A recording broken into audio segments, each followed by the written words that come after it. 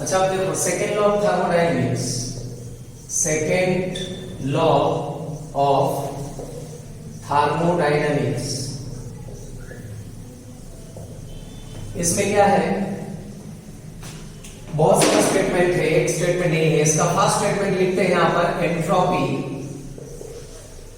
Entropy of the universe, entropy of the universe increases, entropy of the universe increases randomly। ये universe का entropy day by day क्या हो रहा है, increase हो रहा है। सेकेंड स्टेटमेंट क्या है, हीट बाय इटसेल्फ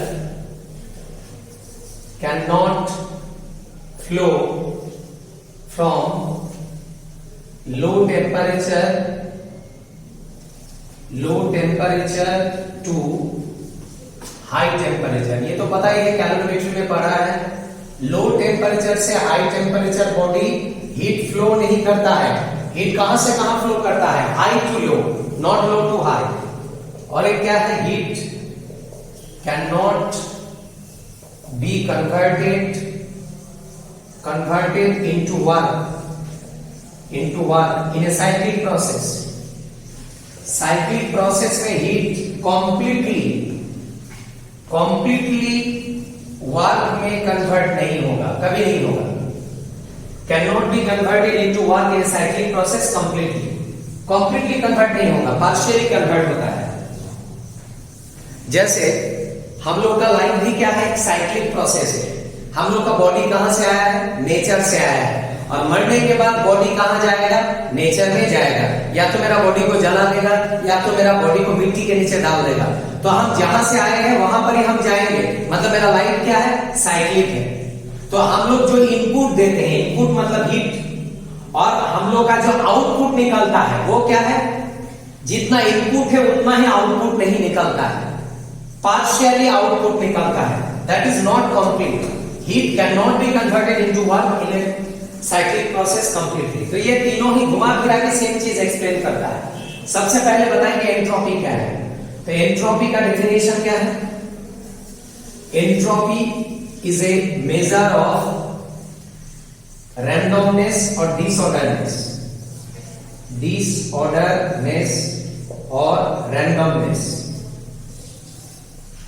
जितना ज्यादा डिसऑर्डर्ड होगा सिस्टम, उतना ही एंट्रोपी ज्यादा होगा।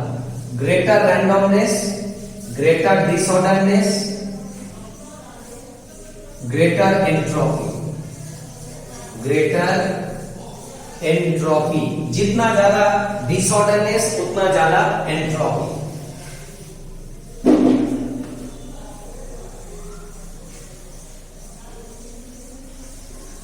तो एंट्रोपी क्या है, कुछ एग्जांपल देंगे उससे क्लियर होगा एंट्रोपी। जैसे देखो यहां पर एग्जांपल लिया है गैस, लिक्विड और क्या लिया है, सॉलिड। ये तीनों में क्या डिफरेंस है, फेज डिफरेंस। तो मुझे एक चीज बताओ, ये तीनों में सबसे ज्यादा मोबाइल कौन है, मूव कौन करेगा, गैस। तो गैस ज्यादा मूव करेगा तो वो क्या होगा, डिसऑर्डर्ड होगा। और सॉलिड एक जगह पर ही पड़ा रहेगा ड्यू टू ग्रेविटी, तो इसका मूवमेंट नहीं होगा, दैट इज ये ऑर्डर्ड रहेगा, डिसऑर्डर्ड नहीं रहेगा।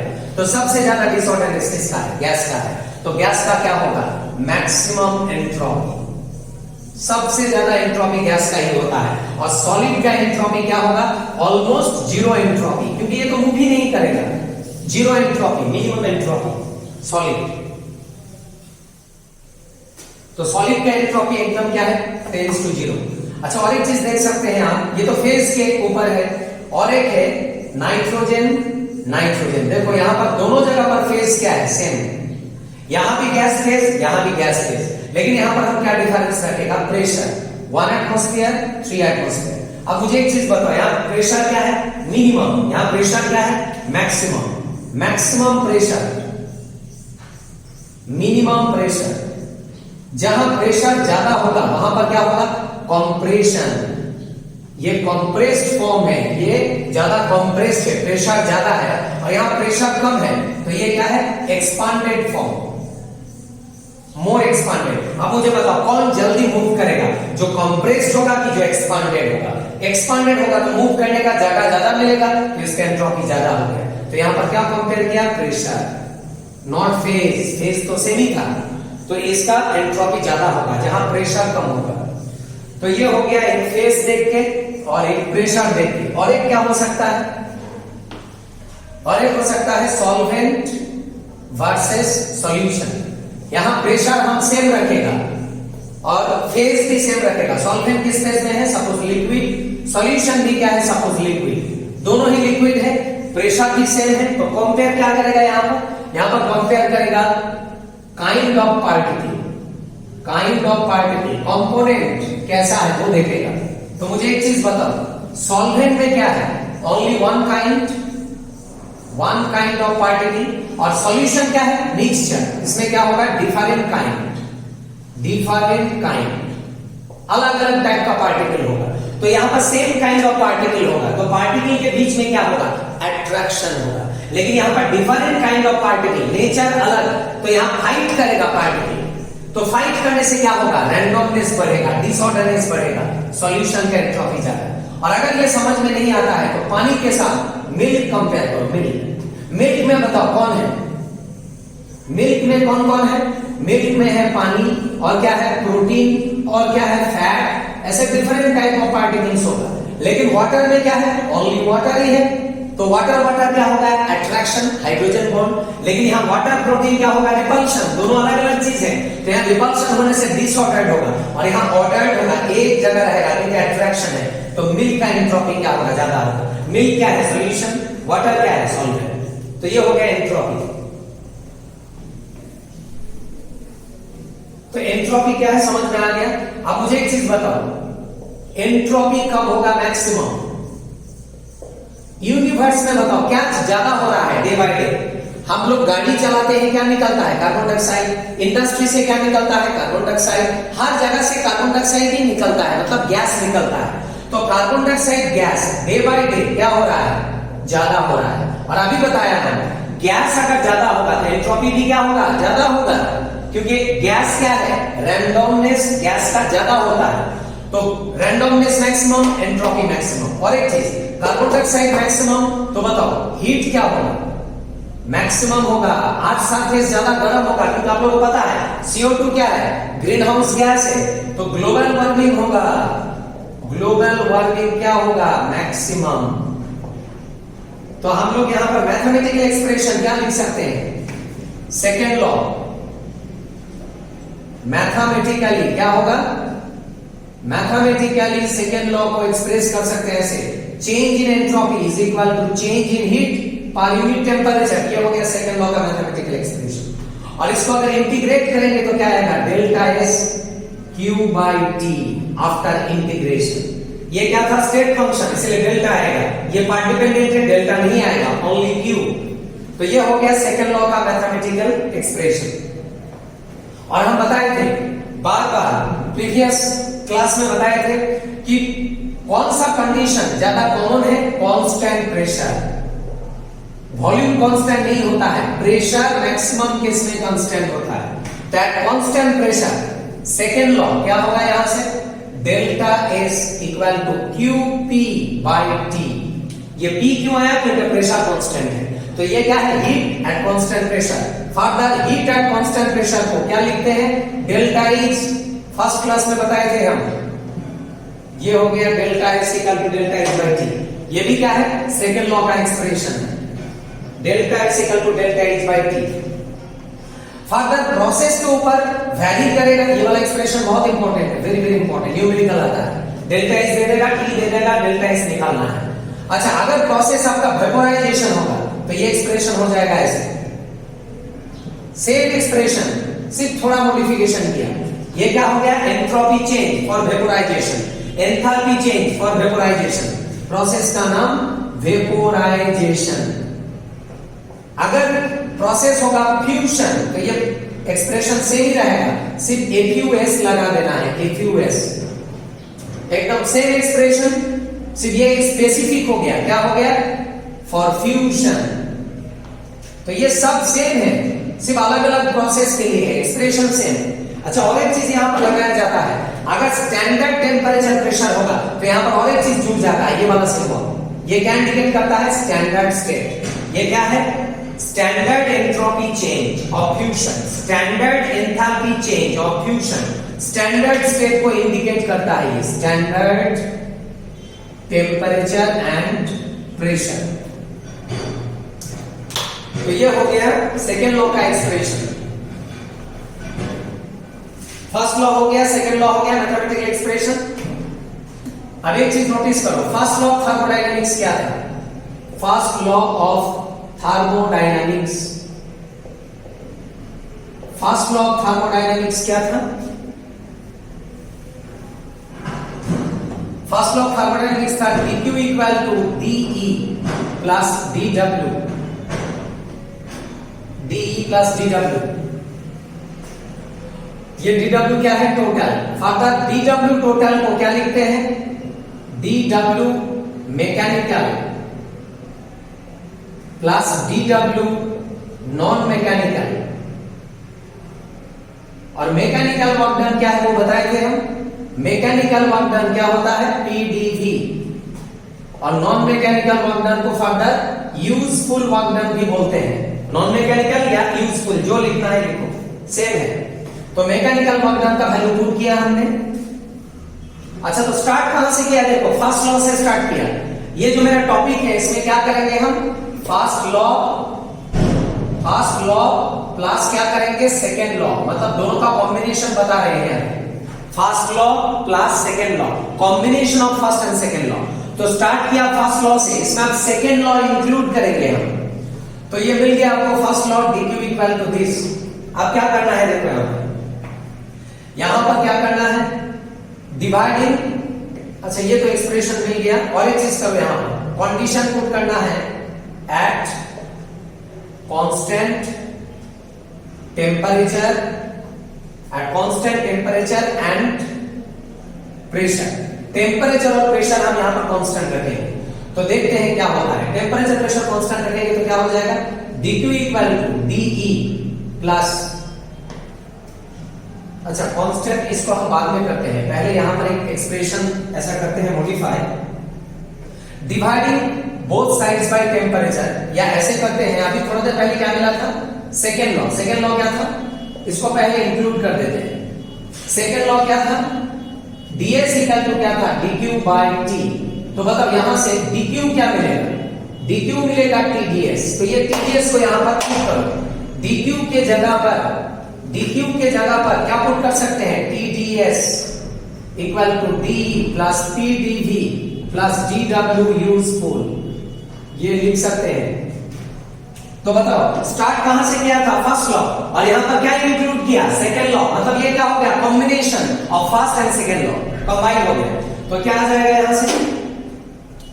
यहां से अब कंडीशन हम पुट करेंगे एट, अच्छा कंडीशन पुट करने से पहले dw को पहले इधर लेके आओ, dw यूजफुल माइनस साइन, ये इधर आया तो माइनस हो गया, और इधर क्या है? de plus pdv minus tds। देखो समझ में आ गई है? ये क्वांटिटी इधर आया माइनस, ये क्वांटिटी इधर आया माइनस।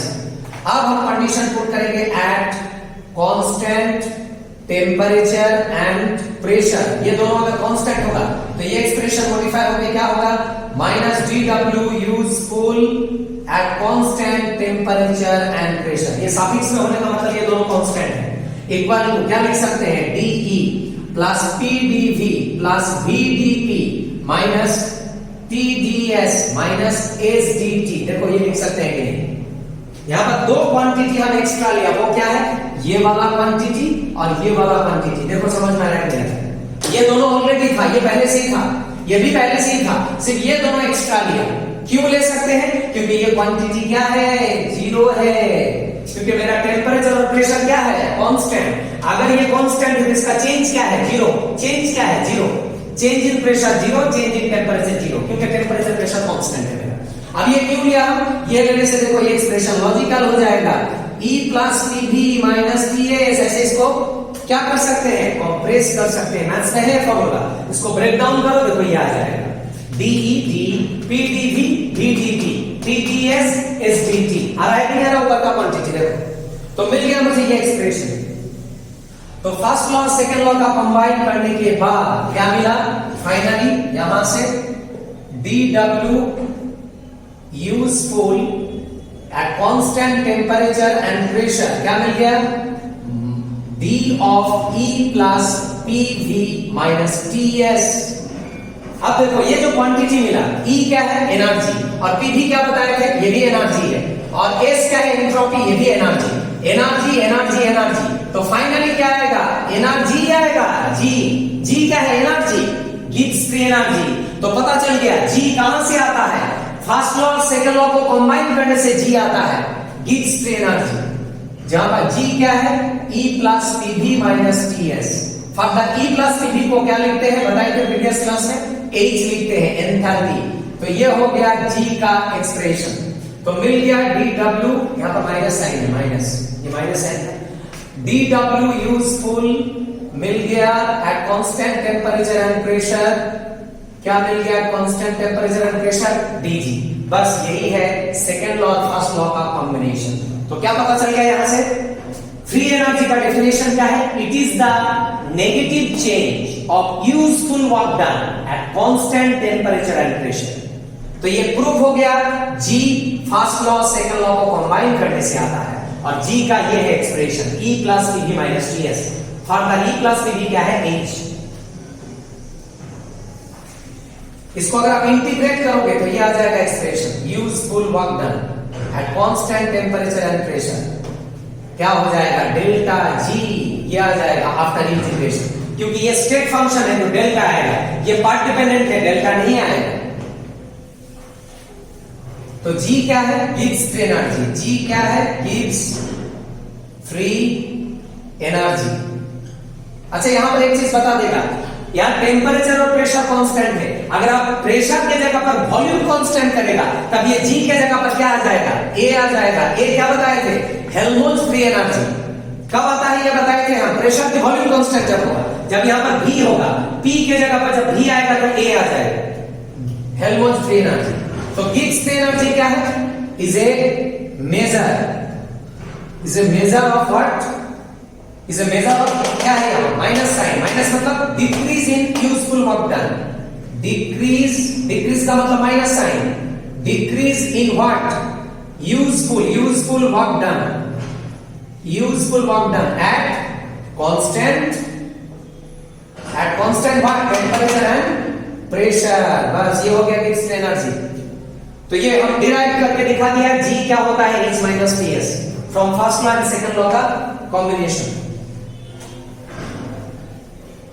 अच्छा और एक चीज, ये जो वर्क डन होता है फैक्टर, ये जो वर्क डन होता है नेगेटिव वर्क डन, ये किसके साथ इक्वल होता है? Minus NFE। ये कहां पर था? चैप्टर का नाम इलेक्ट्रोकेमिस्ट्री। क्या वर्क डन है ये इलेक्ट्रिकल वर्क डन है। इलेक्ट्रोकेमिस्ट्री चैप्टर में मिलेगा, जहां पढ़ा था आप लोग नॉन इक्वेशन, वहां पर जहां पर A क्या था? Number of electron, not mole, number of electron है ये। F क्या था? फैराडे ऑफ इलेक्ट्रिसिटी, और E क्या था? इलेक्ट्रोड पोटेंशियल या सेल पोटेंशियल, जिसका वैल्यू था वोल्ट में। तो ये वैल्यू होता है माइनस NFE, ये वर्क डन का वैल्यू है ये माइनस NFE। बस जो भी है फर्स्ट लॉ सेकंड लॉ को कंबाइन किया हम। तो देखो यहां पर ये जो गिब्स फ्री एनर्जी है, यहां से आता है गिब्स रिलेशन।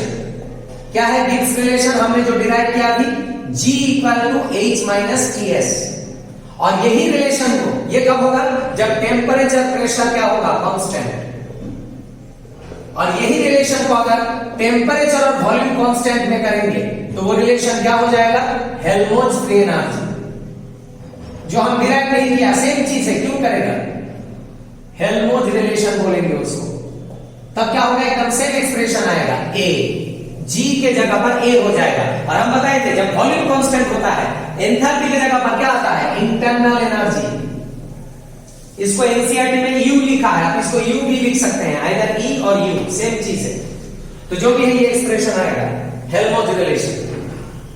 तो गिब्स रिलेशन होगा तो G equal to H minus TS, और हेल्महोल्ट्ज होगा तो क्या होगा? A E minus TS।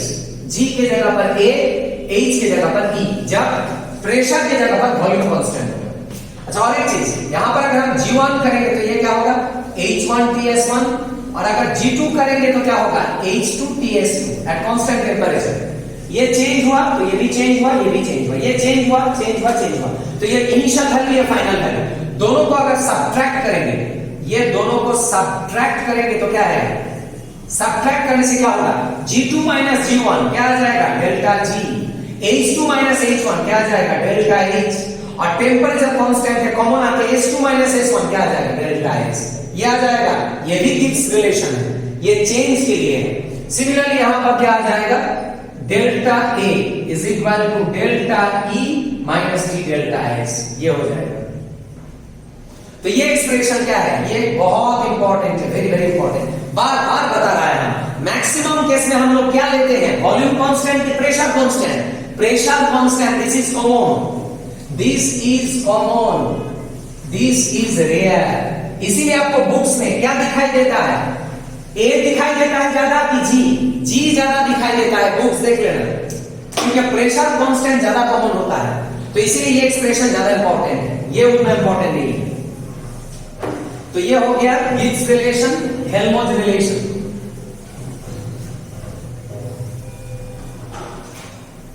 अब देखो यहां पर हम एक चीज बताएंगे, वो क्या है, तीन टाइप का प्रोसेस होता है। एक होता है spontaneous process, spontaneous reaction. Spontaneous का मतलब क्या होता है, इररिवर्सिबल, इररिवर्सिबल। और एक होता है रिवर्सिबल, रिवर्सिबल रिएक्शन। और एक क्या होता है नॉन स्पॉन्टेनियस। ये तीन टाइप का रिएक्शन हम लोग देखते हैं, non spontaneous, spontaneous and reversible, ये तीन टाइप का रिएक्शन। अब देखो ये स्पॉन्टेनियस का मतलब क्या है, स्पॉन्टेनियस का मतलब R क्या है रिएक्टेंट, P क्या है प्रोडक्ट, रिएक्शन किस तरफ जा रहा है फॉरवर्ड। हम लोग का एम क्या है बैकवर्ड की फॉरवर्ड में जाना है, फॉरवर्ड, तो ये फॉरवर्ड में जा रहा है, इसको क्या बोलेंगे स्पॉन्टेनियस।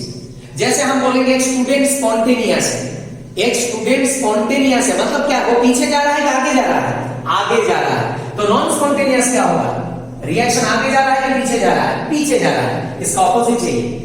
ये spontaneous goes in forward, non spontaneous goes in backward. तो रिवर्सिबल क्या है, जब रिएक्शन दोनों तरफ जाएगा, फॉरवर्ड में भी जाएगा बैकवर्ड में भी जाएगा। R क्या है रिएक्टेंट, P क्या है प्रोडक्ट। और इस स्टेट को हम लोग क्या बोलते हैं, चैप्टर का नाम क्या था इक्विलिब्रियम, इसको बोलते हैं इक्विलिब्रियम स्टेट, जहां रिवर्सिबल प्रोसेस आता है।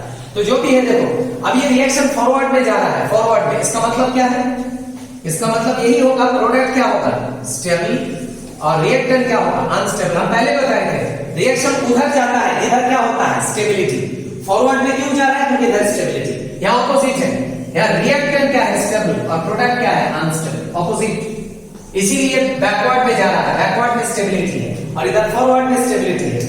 अब बताओ ये अनस्टेबल है, इसका मतलब क्या है, ये एक्साइटेड, एक्साइटेड है मतलब इसका फ्री एनर्जी G1 क्या होगा मैक्सिमम एनर्जी ज्यादा है, एक्साइटेड है ये। और ये स्टेबल है मतलब चुपचाप रहेगा, इसका फाइनल एनर्जी क्या है फ्री एनर्जी मिनिमम। तो कौन ज्यादा है यहाँ पर G1 ज्यादा है, और यहाँ ऑपोजिट होगा G1 और G2 में कौन ज्यादा होगा, G2 ज्यादा होगा, G1 क्या होगा कम। इसके बारे में सोचना ही नहीं है, इसका ऑपोजिट है ना ये, तो कौन ज्यादा है यहाँ पर G2। तो फिर से बताएंगे हम, ये अनस्टेबल है, एक्साइटेड है, एनर्जी मैक्सिमम, ये स्टेबल है, चुपचाप रहेगा, एनर्जी मिनिमम। तो बताओ यहाँ पर चेंज इन एनर्जी क्या होगा, final minus initial. Final value क्या है मिनिमम, इनिशियल वैल्यू क्या है मैक्सिमम। मिनिमम माइनस मैक्सिमम क्या आएगा वैल्यू, पॉजिटिव की नेगेटिव, पता चल गया नॉन स्पॉन्टेनियस का कंडीशन, डेल्टा जी नेगेटिव होगा और यहां पर डेल्टा जी क्या होगा G2 minus G1 maximum minus minimum, क्या आ जाएगा value positive, that is delta G positive होगा, delta G positive, that is delta G क्या होगा ग्रेटर देन 0 और यहां पर डेल्टा जी क्या है लेस देन 0। तो ये मेमोराइज नहीं करना है, समझना है। स्पॉन्टेनियस इररिवर्सिबल प्रोसेस के लिए delta G negative, non spontaneous process के लिए पॉजिटिव। है, देखो इसका सिनोनिमस क्या है, फिजिबल। ये वर्ड भी लिख सकते हैं एग्जाम में, फिजिबल। स्पॉन्टेनियस मतलब इरिवर्सिबल, मतलब फिजिबल। फिजिबल मतलब क्या है, favourable. This all are synonymous term. Feasible, favourable मतलब रिएक्शन फॉरवर्ड में जा रहा है, फिजिबल है, फेवरेबल है। तो ये सब याद रखना, feasible, favourable, irreversible, spontaneous, all are same. ये सब के लिए क्या होता है, डेल्टा जी नेगेटिव। अच्छा आप मुझे बताओ यहां पर क्या होगा, G1 एंड G2 क्या होगा? यहां पर क्या है, दोनों तरफ जा रहा है, मतलब G1 ज्यादा है कि G2 ज्यादा है, इक्वल है, इक्वल है। मतलब चेंज इन फ्री एनर्जी क्या होगा, यहां पर दोनों ही सेम है, तो चेंज क्या होगा, 0। ये तो होना ही था, इधर नेगेटिव इधर पॉजिटिव, तो बीच वाला वैल्यू क्या होगा, 0। तो ये याद रखना, इक्विलिब्रियम कंडीशन में डेल्टा जी क्या होता है, 0 होता है। जब रिवर्सिबल प्रोसेस होगा, इक्विलिब्रियम होगा, डेल्टा जी 0 होगा। तो ये हो गया टिनपैट का प्रोसेस और डेल्टा जी का वैल्यू।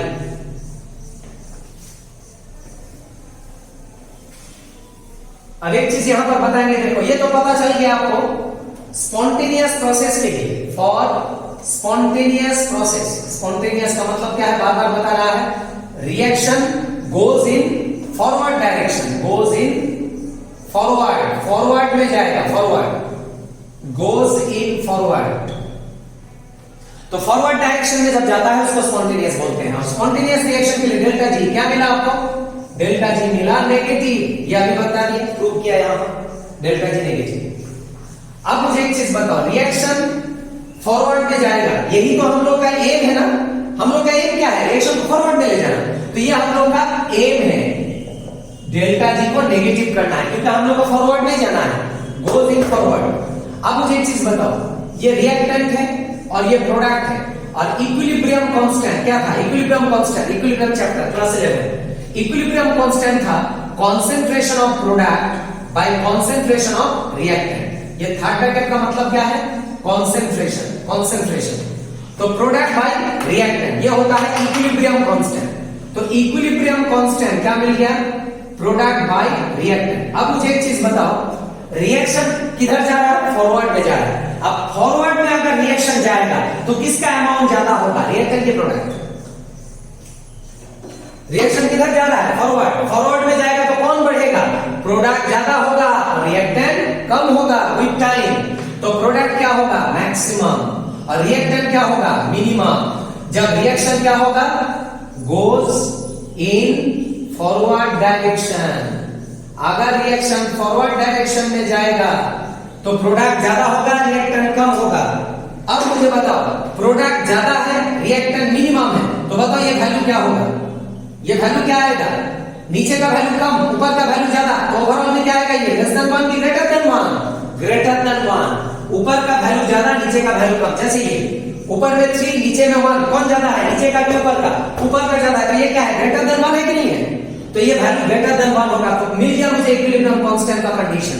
अगर रिएक्शन स्पॉन्टेनियस होगा, फॉरवर्ड में जाएगा, तो इक्विलिब्रियम कांस्टेंट ग्रेटर देन 1 होगा, मतलब क्या होगा, मैक्सिमम होगा, मैक्सिमम ज्यादा होगा, क्योंकि ऊपर का वैल्यू ज्यादा हो रहा है। और डेल्टा जी क्या हुआ था, मिनिमम, ये था डेल्टा जी का कंडीशन। तो पता चल गया स्पॉन्टेनियस रिएक्शन के लिए डेल्टा जी कम होगा और इक्विलिब्रियम कांस्टेंट ज्यादा होगा। मतलब डेल्टा जी के साथ इक्विलिब्रियम कांस्टेंट का क्या रिलेशन, इनवर्स, पता चल गया। अगर डेल्टा जी मिनिमम होगा, डेल्टा जी मिनिमम होगा, तो इक्विलिब्रियम कांस्टेंट क्या होगा, मैक्सिमम। और इसीलिए बुक्स में आपको ये रिलेशन दिखाई देगा, delta G equal to -2.303 RT log 10 base equilibrium constant. ये रिलेशन आपको बुक्स में दिखाई देगा। इसका भी डेरिवेशन है, फर्स्ट लॉ से आएगा, first law second law combine करके जो भी है। ये इक्वेशन क्या इंडिकेट कर रहा है, देखो यहां क्या साइन है, नेगेटिव। मुझे एक चीज बताओ, डेल्टा जी के साथ इक्विलिब्रियम कांस्टेंट का क्या रिलेशन है, डायरेक्ट है कि इनवर्स, इसके साथ इसका क्या रिलेशन है, डायरेक्ट इनवर्स। इनवर्स है, डायरेक्ट नहीं है, क्यों, क्योंकि यहां माइनस साइन है। अगर ये बढ़ेगा तो ये घटेगा, क्योंकि यहां माइनस साइन है। वही चीज तो यहां से पता चल रहा है, इनवर्स होगा, इनवर्स। तो ये एक्सप्रेशन भी बहुत इंपॉर्टेंट है, ये यहां से भी न्यूमेरिकल प्रॉब्लम आता है। Delta G equal to 2.303 RT log 10 base equilibrium constant. अच्छा ये रिलेशन ऐसे भी हो सकता है, delta G equal to minus RT ln equilibrium constant, ऐसे भी हो सकता है सेम एक्सप्रेशन। ये log बेस E में है, ये log बेस 10, log बेस 10 होगा तो ये फैक्टर आएगा 2.303 और ln आएगा तो फैक्टर हट जाएगा। ln मतलब क्या है, log base E, log base E equilibrium constant, ये है डेल्टा G। तो ये हो गया इक्विलिब्रियम कांस्टेंट के साथ डेल्टा G का relation.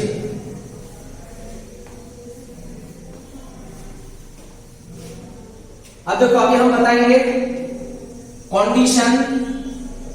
Condition for spontaneous process, spontaneous reaction का कंडीशन बताएंगे। डेल्टा G तो पता है, डेल्टा H डेल्टा S सब के बारे में बताएंगे। कंडीशन फॉर स्पॉन्टेनियस रिएक्शन, तो जो जनरल कंडीशन है वो पहले बताते हैं। जनरल कंडीशन क्या है, जनरल कंडीशन है delta G equal to delta H minus T delta S। ये एक्सप्रेशन अभी बताया इंस्टॉलेशन। और स्पॉन्टेनियस रिएक्शन के लिए डेल्टा G क्या करना है, नेगेटिव करना है ऑलवेज। ये प्रूव किया अभी थोड़ा देर पहले, डेल्टा G नेगेटिव होगा स्पॉन्टेनियस के लिए। अभी देखो ये एक्सप्रेशन आपको पता है और डेल्टा G को क्या बनाना है आपको, नेगेटिव। अब ये नेगेटिव कब होगा, जब डेल्टा H क्या होगा, नेगेटिव, और डेल्टा S क्या होगा, नेगेटिव की पॉजिटिव, पॉजिटिव। डेल्टा H को क्या लिया हमने, नेगेटिव, और डेल्टा S को क्या लिया, पॉजिटिव। ये खुद से पुट किया हम, क्योंकि मेरा एम क्या है, ये है एम, ये मेरा एम है, तभी होगा स्पॉन्टेनियस। अभी देखो इसको नेगेटिव किया, इसको पॉजिटिव किया। अब इसको सॉल्व करने से क्या आएगा, नेगेटिव, और ब्रैकेट ओपन करेंगे माइनस प्लस, क्या हो जाएगा, माइनस। फिर ये क्या है, एडिटिव फॉर्म है, माइनस माइनस ऐड करके क्या आएगा, माइनस ही आएगा। जैसे -3 और -5 क्या आता है, -8। तो ये एडिटिव फॉर्म है, नेगेटिव आ गया, बस मेरा एम फुलफिल हो गया। मेरा एम क्या था, डेल्टा G किसी भी हाल में क्या करना है, नेगेटिव करना है, नेगेटिव आ गया, दैट इज रिएक्शन स्पॉन्टेनियस हो गया। तो कंडीशन क्या क्या मिला, डेल्टा G नेगेटिव तब होगा जब डेल्टा H क्या होगा, डेल्टा H क्या किया था आपने, नेगेटिव, और डेल्टा S क्या किया था आपने, पॉजिटिव। तो डेल्टा G कब होगा नेगेटिव, जब डेल्टा H नेगेटिव होगा, डेल्टा S पॉजिटिव होगा। बस ये हो गया मेरा condition. This is the general condition. ये कंडीशन अगर फुलफिल होगा तो क्या होगा, रिएक्शन स्पॉन्टेनियस होगा। स्पॉन्टेनियस मतलब फॉरवर्ड में जाएगा, फिजिबल होगा, फेवरेबल होगा। ये हो गया कंडीशन। और यहां से पता चल रहा है फ्री एनर्जी नेगेटिव, मतलब फ्री एनर्जी क्या हो रहा है यहां पर, डिक्रीज। एंथैल्पी क्या हो रहा है, डिक्रीज, नेगेटिव साइन, और एंट्रोपी क्या हो रहा है, इंक्रीज। तब जाके प्रोसेस क्या होगा, स्पॉन्टेनियस। तो याद रखना रिएक्शन कब होगा स्पॉन्टेनियस, अगर कोई पूछे जनरली मतलब मैक्सिमम केस में ये होगा, मैक्सिमम केस में ये होगा, मैक्सिमम केस। रिएक्शन कब होगा स्पॉन्टेनियस, रिएक्शन तब होगा स्पॉन्टेनियस जब क्या होगा, फ्री एनर्जी डिक्रीज होगा, एंथैल्पी डिक्रीज होगा, एंट्रोपी इंक्रीज होगा। और एक चीज नोटिस करो, एंथैल्पी क्या है, हीट का साइन क्या है, नेगेटिव। इससे पता चलता है ये प्रोसेस क्या है, एक्सोथर्मिक। एक्सोथर्मिक मतलब हीट रिलीज मतलब नेगेटिव साइन। तो क्या पता चला, एक्सोथर्मिक प्रोसेस जनरली क्या होता है, स्पॉन्टेनियस होता है। जनरली ये वर्ड लिखना, जनरली रिएक्शन स्पॉन्टेनियस कब होगा, जब वो एक्सोथर्मिक होगा, नॉट ऑलवेज, जनरली मतलब in maximum case. Next condition में जाएंगे हम। नेक्स्ट कंडीशन क्या है, नेक्स्ट कंडीशन है स्पेशल केस। ये था मेरा जनरल केस। अब हम स्पेशल केस में जाएंगे। स्पेशल केस क्या है, delta G equal to delta H minus T delta S। वही एक्सप्रेशन लिया हमने। अब देखो डेल्टा H को हम क्या बनाया, नेगेटिव, लेकिन डेल्टा S को भी क्या लिया, नेगेटिव। यहां डेल्टा S पॉजिटिव था लेकिन यहां नेगेटिव लिया, तो इसको सॉल्व करने से क्या आएगा, नेगेटिव, और ये नेगेटिव मल्टीप्लाई करने से क्या आएगा, पॉजिटिव। ये आ गया मेरा डेल्टा G। अब एक चीज नोटिस करो, मेरा एम क्या है, डेल्टा G किसी भी हाल में क्या करना है, नेगेटिव, तभी तो होगा ना स्पॉन्टेनियस। तो बताओ डेल्टा जी कब होगा नेगेटिव? यहां पर अगर इसको नेगेटिव करना है तो देखो ये वाला क्वांटिटी को ज्यादा लेना है, पॉजिटिव से नेगेटिव ज्यादा होगा तभी तो ओवरऑल में नेगेटिव आएगा। तो ये कंडीशन तभी आएगा जब आप नेगेटिव वैल्यू को ज्यादा लेगा। नेगेटिव मतलब किसको ज्यादा लिया? टी डेल्टा एस की डेल्टा एस, डेल्टा एच को ज्यादा लिया, मतलब कंडीशन क्या क्या मिल गया? डेल्टा जी कब होगा नेगेटिव? जब डेल्टा एच क्या होगा? नेगेटिव, और डेल्टा एस क्या होगा? नेगेटिव। और एक्स्ट्रा कंडीशन क्या है? क्या ज्यादा है? टी डेल्टा एस की delta H, delta H is greater than T delta S. This is the additional condition जो यहां पर नहीं था, यहां पर है।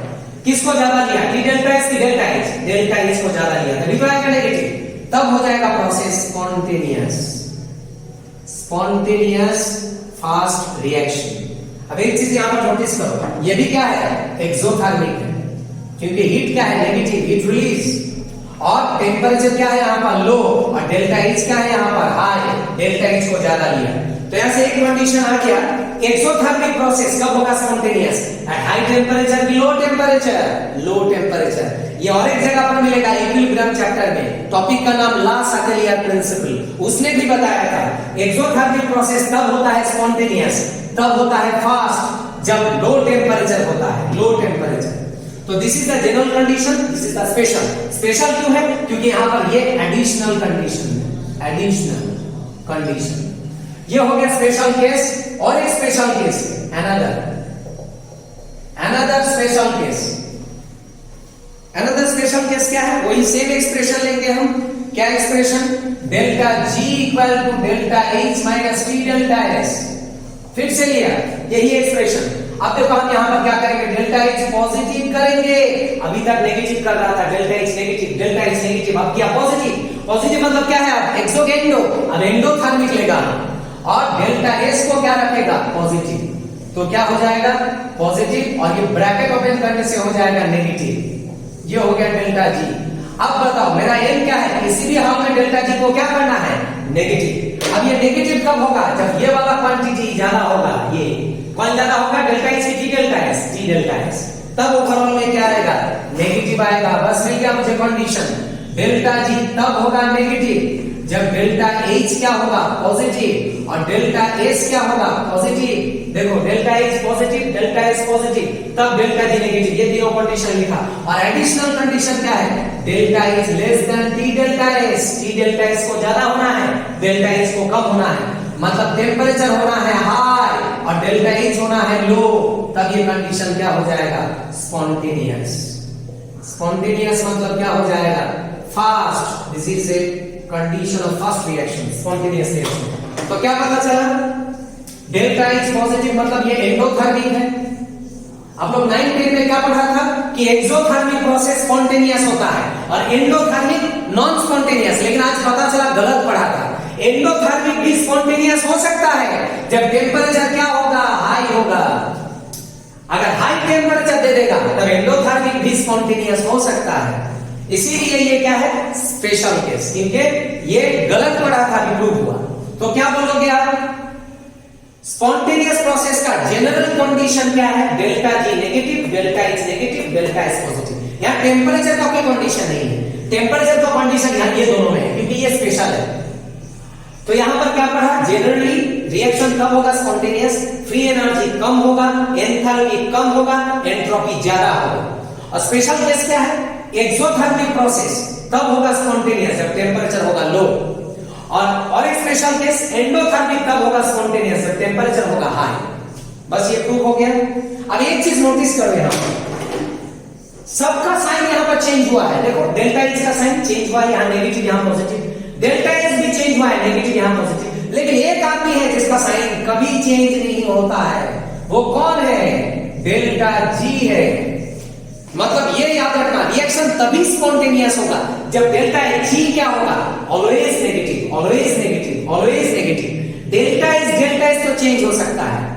डेल्टा एच का साइन और डेल्टा एस का साइन फिक्स नहीं है, चेंज हो सकता है। But delta G always negative होना पड़ेगा। तो अगर एक क्वेश्चन आए एग्जाम में कि एंट्रोपी स्पॉन्टेनियस प्रोसेस का कंडीशन क्या है? First option entropy increases, second option enthalpy decreases, last option क्या है, फ्री एनर्जी डिक्रीजेस। ये तीनों में किसको लेगा, एंथैल्पी, एंट्रोपी की फ्री एनर्जी। आप फ्री एनर्जी को लेना क्योंकि इसका साइन ऑलवेज क्या है, फिक्स। फ्री एनर्जी ऑलवेज क्या होगा, डिक्रीज क्योंकि नेगेटिव साइन। अगर कहीं फ्री एनर्जी डिक्रीज हो गया तो ऑलवेज क्या होगा, स्पॉन्टेनियस होगा। बस ये तीनों कंडीशन हो गया, इसको देखना है। बस आज यहां तक रखते हैं, फिर कल क्लास लेगा हम, यहां तक ही रखो, ठीक है।